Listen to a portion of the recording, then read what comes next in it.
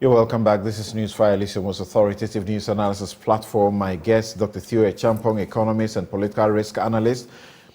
Kweku George Ricketts Hagan is MP, Cape Coast South, and former Deputy Finance Minister.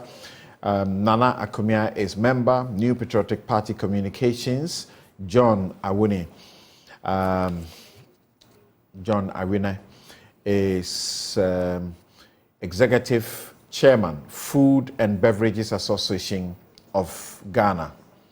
Share a few of your messages with you, and then I'll take just a minute's wrap. Then we can say, save some 2 minutes each for the Speaker's Bungalow matter, whether it is an attempted sale that's been botched or it was a false alarm. We have heard of civil servants, doctors, and several other people who say they will be living in their bungalows and suddenly some developer will come and say, we are supposed to move you out. I remember not too long ago, there was this judge who private developers asked him to move out of his residence. He didn't seem to bother because he knew that was a state property that he was occupying. And they started demolishing and rebuilding right in his face. Then he had no option than to move.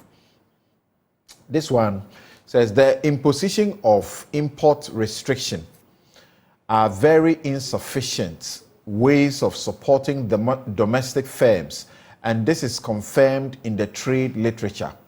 What we need is to estimate our domestic capacity, and then we use non-tariff measures to control the shortage that can't be produced here. That is how to do it. We should not repeat the mistakes of the past. Support the domestic firms to be competitive before you restrict. Bad policy being considered now. What is being tabled by the minister is ill-informed and will cause more price increases. It will mask the inefficiencies of our domestic producers who I am setting are inefficient because of the high cost of business environment they operate in. That policy is laughable. I mean, how? Ghana should use trade and other policy to reduce the cost of trading and business in Ghana. Once our domestic firms are efficient, we can then estimate their capacity, and then the rest we can use non-tariff measures to restrict the imports. And these are the thoughts of Professor Ebo Texan of the University of Ghana Economics Department. Do you realize that the committee, there's no some academic, economist on it? Interesting, right? This one says, some of the messages, please, let's be decent about them. That's what we are doing. We're looking at how to develop. A basic understanding of economics will show that the ban or restriction policy will only lead to high prices and corruption, and citizens will suffer. All government needs is to ensure that all schools and government entities, example, army, police, and so on, only use local produce. That alone will generate more than enough demand for the local producers. That's how to start self-sufficiency. That's from Kofi Bentel. Buffalo is a big guy who supplies us tires. He says that it is really sad the way we sometimes do things in this country. If we ban the poultry importation now, how do we feed our populace? What stops the government from engaging our poultry farmers and helping them to be able to produce enough for the populace? It's really sad the way we treat our own. I am an entrepreneur and I know how you suffer to let your business grow in Ghana here. God save us. Kwame Frimpong, aka Buffalo. Thanks for your message. Mark in the US of A says, Methinks it's a way of making our ministers as powerful as the French do. Ministers in Francophone countries have that kind of authority. This is not so in the Anglophone countries and must be looked at again. I thought the Dufiasem concept was started by the NDC. It shouldn't be only in international affairs. We must grow and produce what we eat. Our time is running out, but you have interesting messages that I wish I can share even more. Frank Addison says, we signed economic partnership agreement with the EU to open up our market for European goods and services. Can we really ban imports without reviewing the EPA? That's also a good question. There are many more of you with your messages. This show is brought to you by the kind sponsorship of Bank of Africa, as strong as a group and close as a partner. MTN, everywhere you go. Ashesi University, educating ethical and entrepreneurial leaders for Africa. Robert & Sons Optical Services, your comprehensive eye care service provider for 31 years.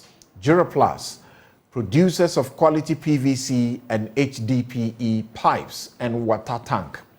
Where Duraplus goes, water flows. DBS Industries, roofing, Papa Fie. My Way, dial *165# on MTN to join My Way today. That's smart insurance. Syntex tanks, it's strong, it's tough, and Flamingo paints, simply superior. Snitch Seed, that's self-employed enrollment drive. You don't have to work in government or some formal system to contribute to SNIT and save for old age or later.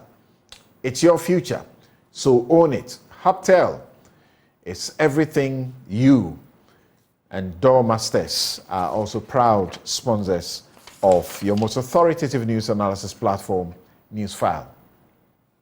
We've got only 5 minutes. We can't talk about the speaker's marching, can we?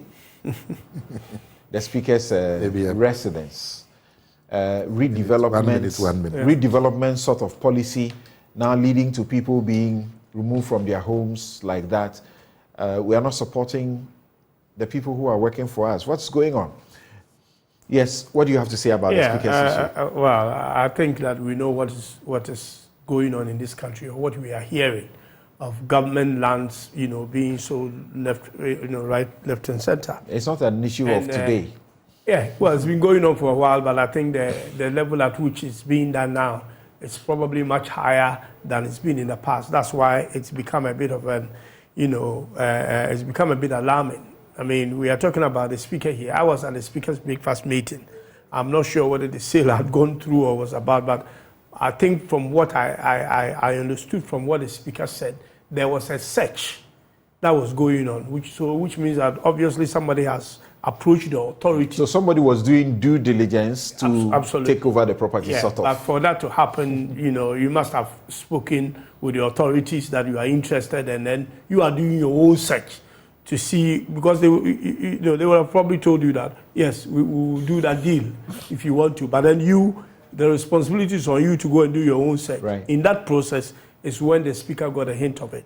So I don't know whether that is a sale or a pre-sale or whatever it was. But I think the issue you did mention, civil servants, military officers are here, senior officers, properties being, people are doing search on them and all that, property developers, who is actually giving these people this kind of opportunity. So should the speaker hear of a rumor and throw all of us into that rumor? Because it appears that's what he had. I think he was referring to something. I think it was done in perspective. You will have to listen to the whole thing. But then the media always want, a sensational story. So this, I think, sell newspapers, and in these days I don't even know how many people buy newspapers. Wow. But then it gets people to open their computers and their phones. So I guess that's what happened. But the Works and Housing Ministry says, look, we are not in a position to even sell the speaker's residence to start with. Then the Lands Commission also come to say the Speaker's house is not on sale to a private developer. And the Speaker says, I didn't say it has been sold. Yes, exactly. What do you make of what the Speaker? Well, Samson, clearly the supposed sale of the Speaker's residence is a case of a mistaken location. Yes, because obviously nobody in their right mind, whether the buyer or the seller, would attempt to sell the official residence of the Speaker of Parliament.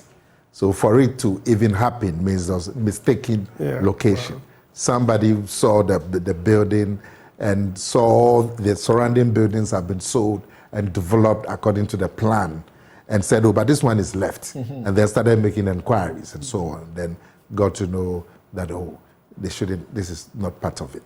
But the policy of Accra redevelopment, which has led to some of these sales of prime land in Accra and so on, which was introduced in 1999, I remember, the Accra redevelopment plan.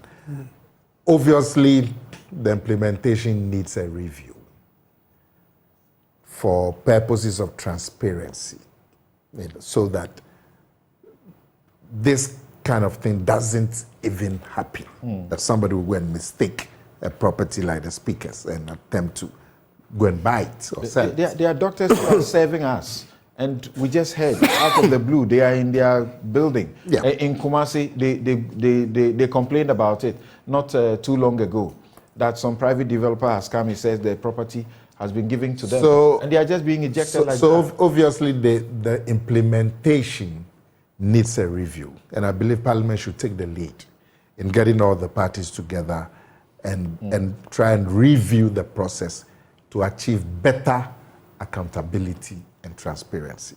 Once there is not, rent seeking will come in, and you have this kind of cases. My second small point is that there's something happening with this sale of land and properties that will close out of time. The history. These buildings are part of the history of architecture in this country. Okay. We should, when you go to some of these places where they have 50-story buildings. We have to make time. We have to make time and return to the issue. We have run out of time. Okay. Thank you very much. And you have been listening to Nana Komia, member of the NPP's communication, Kweku Ricketts-Hagan, former Deputy Minister, MP Cape Coast South, and also Dr. Theo Champong, a political risk analyst. He's an economist as well. And John Awuni also joined us as well.